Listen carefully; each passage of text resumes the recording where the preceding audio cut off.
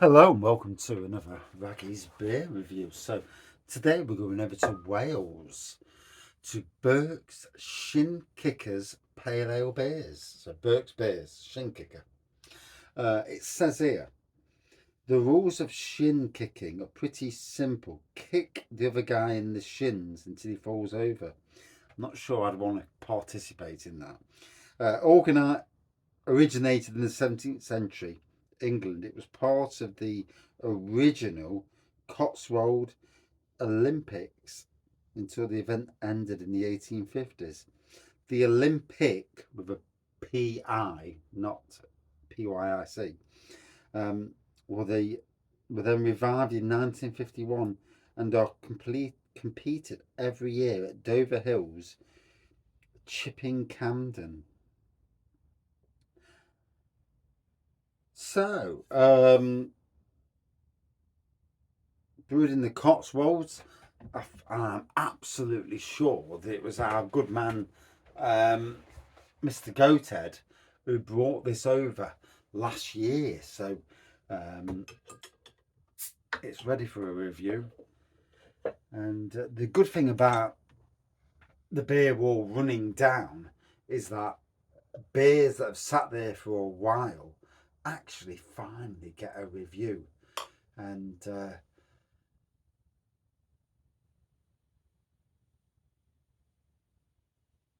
as you can see, there's a golden pour. There's good carbonation there. There's a couple of fingers of white head. There you go. So it looks like a good traditional beer,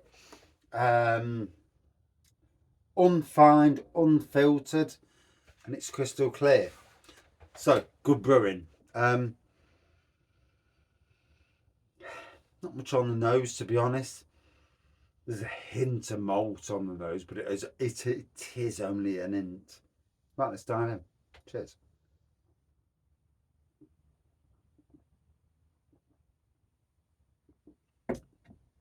I'm absolutely caramel on the taste. I'm absolutely sure it was Dave who brought this. I may be wrong. So, yeah, may be wrong on that side of things, but yeah, I'm sure it was Dave. Yeah. As you can see, super lively pour. I mean, that's been sat there for a while, to be honest. And it's still got a good lively pour on it. Still crystal clear. Do you know, good beer lasts a hell of a lot longer. A hell of a lot longer than it's than the date it's supposed to be best before by. And I'm just looking here. The best before date on this is 20th of the 7th, 2022. So I think this was brought up in October 2021 for the Robin Hood Beer Festival when we did a bit of exchanging of beers. And I'm sure Dave and Liam would remember this, and also Travelling Brews. Yeah, I'm sure that's the thing. But yeah, look at that, crystal clear, still tasting good.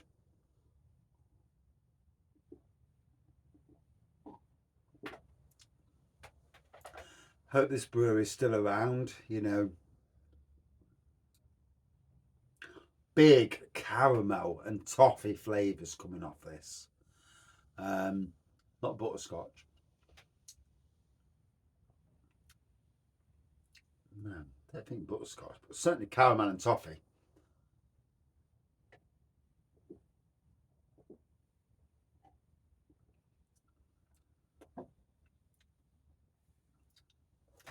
I mean, to be fair, even if there was butterscotch, I actually like butterscotch, so that would not be an issue for me.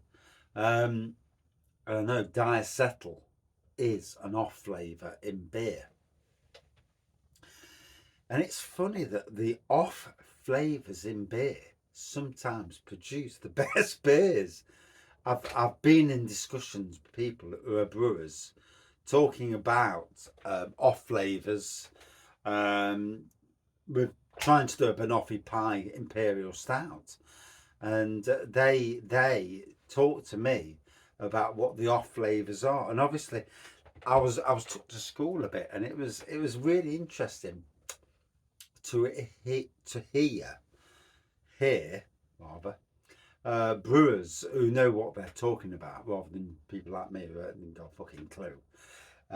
You know, about what the off flavors are, and you know, and yeah, but the off flavors actually produce some of the best beers, and it's really strange.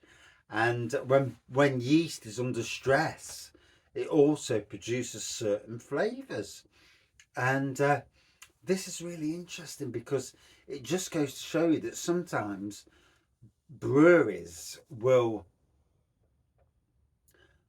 find a beer, discover a beer, not sometimes not by initially, but by chance, because they've done things a certain way and whatnot, and they've discovered that beer and that flavour, and all of a sudden it's become a hit, and it's like, shit, we need to replicate what we've just done.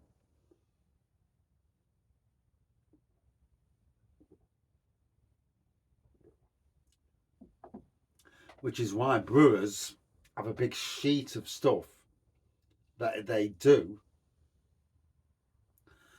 and when they add the hops and all that, it's all wrote down on the sheet so that they can replicate it for the next time, and temperature variations and all that.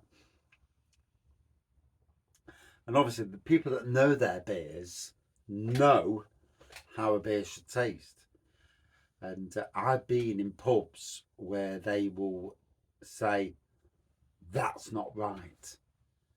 And, you know, it's not tasting the way it normally tastes. And me, myself, I've only done that once, where I've walked into a pub, and this was in Arnold. I walked into a pub called the, was it the Wagon and Horses? I'm not sure now. But I walked into a pub and I had a pint of a Castle Rock beer that I absolutely love. I drank it and I'm like, fucking hell, this is rancid. And straight away I knew that the beer was wrong. And so in that respect, I then understood that that for those who drink a beer day in, day out, you know, some people do that. You know, I don't drink beers day in, day out. It'll be a while. But for those who do, they know their beer. They know what it tastes like. And if it tastes different, they'll fucking tell you.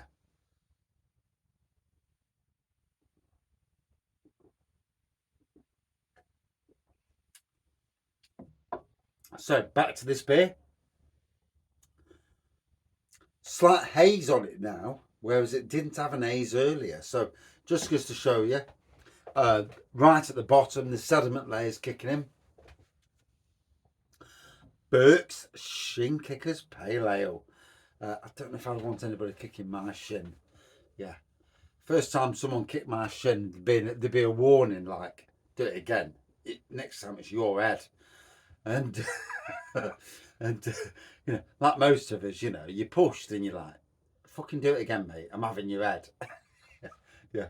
Kick, right, here you go, bang. Yeah. What you do that for? Well, you just kicked my shin.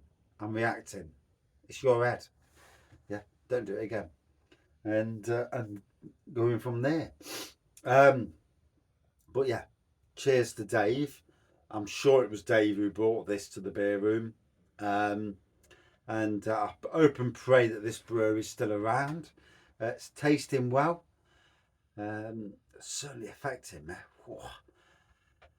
And sometimes, you know, sometimes you don't need big ABV beers. You just need 2 beers of a different style to wallop you. And that's what's happened tonight. And that's great for me. I'm happy with that.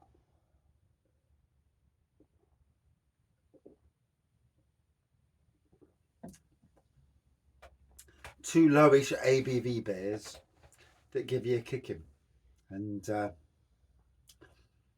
definitely getting caramel. I can smell I can taste the caramel. Is it butterscotch? Don't think so, but I'm getting caramel.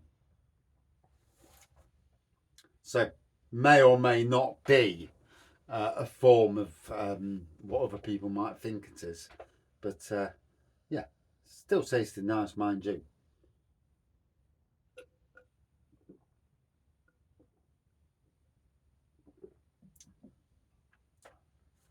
Shinkicker beer.